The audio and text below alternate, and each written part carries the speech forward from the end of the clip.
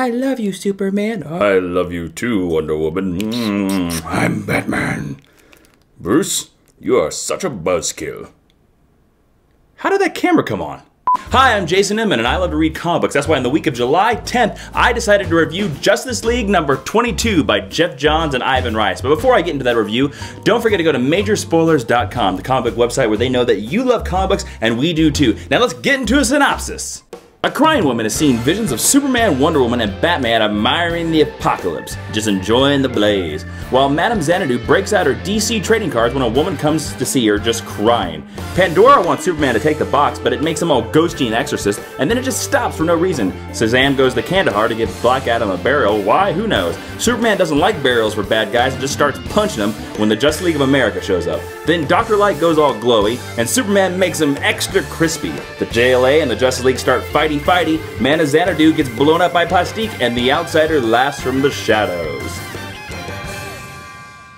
The best part about Justice League number 22 is the art. Ivan Reis is a master. He was great on that old run with Green Lantern with Geoff Johns, and now that he's on Justice League, we get to see him draw Batman, Superman, Wonder Woman. We get to see him draw Simon Baz. I mean, the Green Lantern that just showed up a couple weeks. I love it when he does that. The emotions, the characters, the panels, the pacing is amazing, all because of Ivan Reis. There's a lot of fun and certain character moments in this book, and it's probably the strength of this book, especially when Shazam, when he flies into Kandahar, if that's how you say it right, and Shazam and Superman get into a fight, and Shazam punches Superman and he flies a mile away, and Shazam is like, holy crap, I just punched Superman, whoa! Because he's like an 8-year-old kid, if you didn't know. Which also, he also learned that he violated the rule that you don't tug on Superman's cape, you don't spit into the wind, all that other stuff from the Jim Croce song. Is that a Jim Croce song? I don't know. Character moments are what make this book. There's also another good character moment between Wonder Woman and Superman because they're dating now in the New 52, and Wonder Woman's all like, I think we should kill bad guys, and Superman is like, we shouldn't kill bad guys, and Wonder Woman's like, well, if I got a sword, I'm gonna kill bad guys, and Superman's like, well, sometimes you have a sword and you shouldn't kill bad guys, and it's just the very coupling. Please, I apologize right now for my Wonder Woman impression. It sounds kind of like Mickey Mouse, but just go with it, you know what I'm saying? And they have fights, and they come off like a real couple, not like a real fake comic book couple. They come off like a real couple with real problems that they sort of have this big issue and they don't settle it. And Superman's even like, well, let's just talk about this another time, right?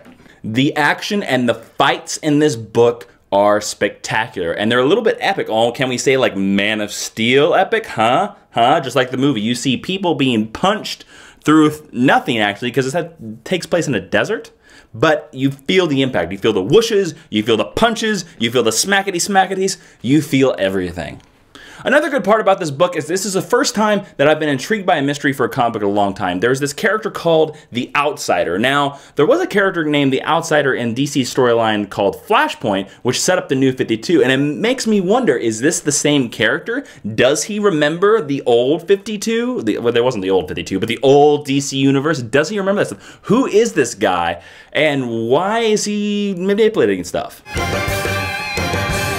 Let's just get to the big elephant in the room. Superman kills Dr. Light in this book. That's right, folks. Newsflash. Superman kills somebody in this book. You know, you saw Man of Steel, and spoilers, you know, at the end of Man of Steel, Superman snapped General Zod's neck, and now we have Superman in the comic books, except this time, Superman just like, got all like, and his eye beams just went crazy and just made Dr. Light extra crispy. It almost seems like this is a slight slap in the face to Identity Crisis, which is a storyline from about 8 years ago, 8 or 10 years ago, and Dr. Light was a very horrible villain. He did some very horrible things to a woman in that book, and he became the new uber villain. And this kind of like seems like maybe Geoff Johns is like being F you, Brad Meltzer, who is the writer of Identity Crisis. I don't like your villains who do evil things to women, so I'm just gonna have Superman burn his face until he melts.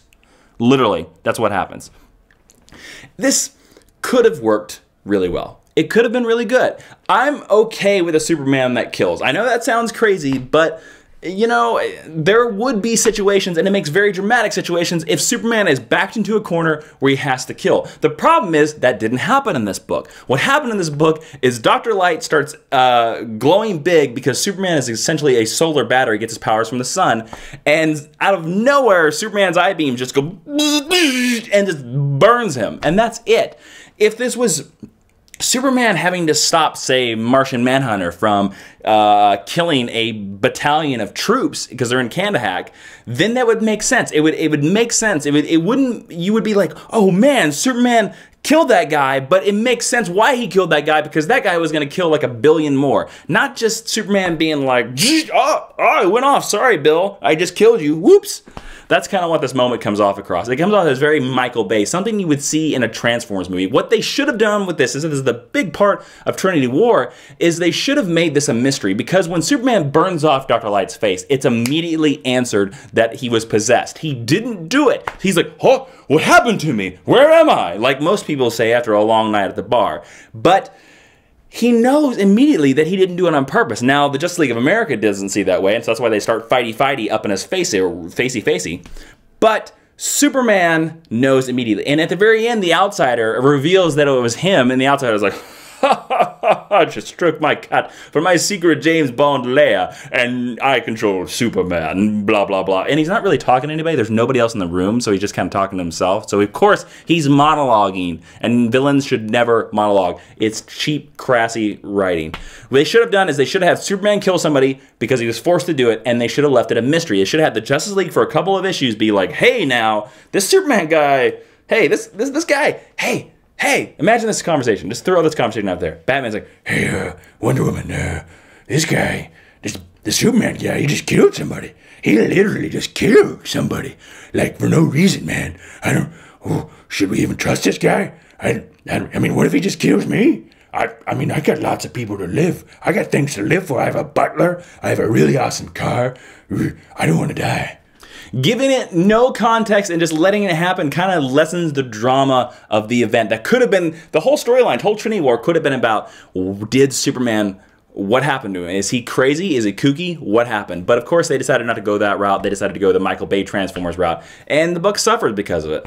Justice League number 22 is a fun action adventure book, but that's all it is. It's an action book. There's no really, you know, there's some great little funny character moments in it. There's some good action, but overall, for the opening salvo of this amazing war storyline, it's not really that great.